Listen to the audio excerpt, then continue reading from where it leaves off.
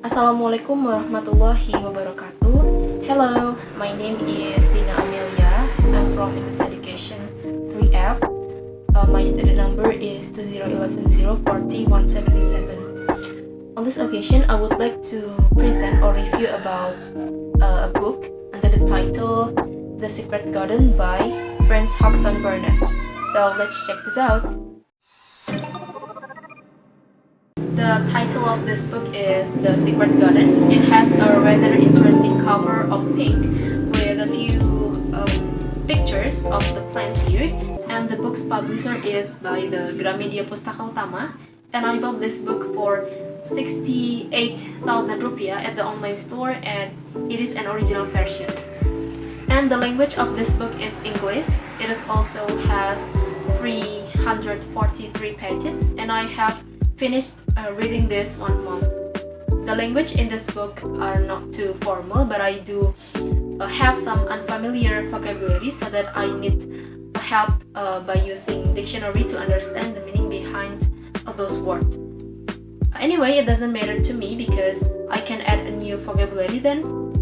And of course, there are a lot of characters in this book. Those are Mary Lennox, Deacon, Colin, Mr. Archibald Craven, Dr. Craven, Miss Medlock, Martha, and many more. So let me tell you a little bit about this book's plot. So the book tells of a 10 years old girl living in an area of India named Mary Lennox, whose parents never care or never look after their children, and then she grew up as a selfish, angry, and arrogant woman. Her mother ordered the servant to comply with her every request of Mary so that she would be quiet and didn't bother her. But one day, a cholera outbreak struck the region, and it had already struck her family and those closest to her, including her royal servant and her parents. So since her mother died of a cholera outbreak, Mary was brought to meet her uncle, Mr. Archibald Craven, who lived in Manor, Yorkshire, England.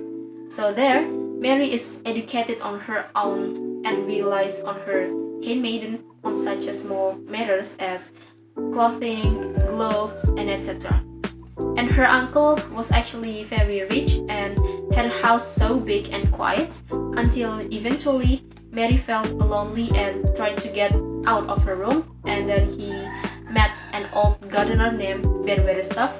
They talked a lot, and even Ben told Mary a secret about Secret Garden itself.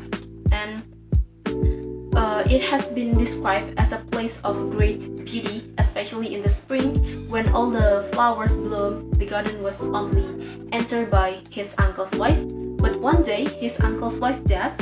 Then her uncle locked the door to the garden and buried the key around them. And then 10 years passed and no one noticed the park. Mary began to look for the door to the garden because she is curious and hoping it would be a secret garden for her own. And then the next day, Mary continued to search for the secret garden until finally she saw a bird named Robin from Ben Weatherstaff, who was flying from tree to tree. And it turns out the bird carried Mary to a wall with a thick vine, which was a door to the secret garden, and Mary had entered the park without anyone noticing.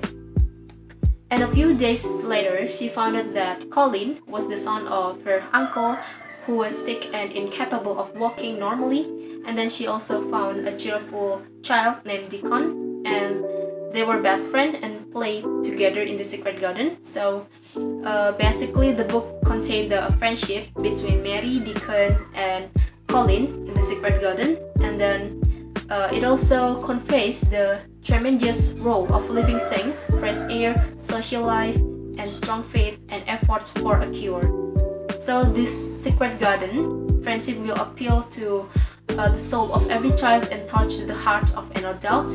Perhaps those of you who are too busy with the hustle of the city will need this tale of the Middle Moors to refresh your mind. Then I also found moral messages that are contained in this book. The first it is appropriate for a parent to take great care of their child because the character of this child is determined by how people treat her. And then secondly, we must not despair when we are given a trial. We must never give up on what happened to our lives. And then the third is that humans are properly interacting with other humans, and we shouldn't be allowed to remain in comfort zone, because if we are constantly not trying anything new, then our life might be stuck. Well, viewers, that's all from me about review this book, and I do hope you will understand what I've said before. So thank you for watching and see you. Wassalamualaikum warahmatullahi wabarakatuh.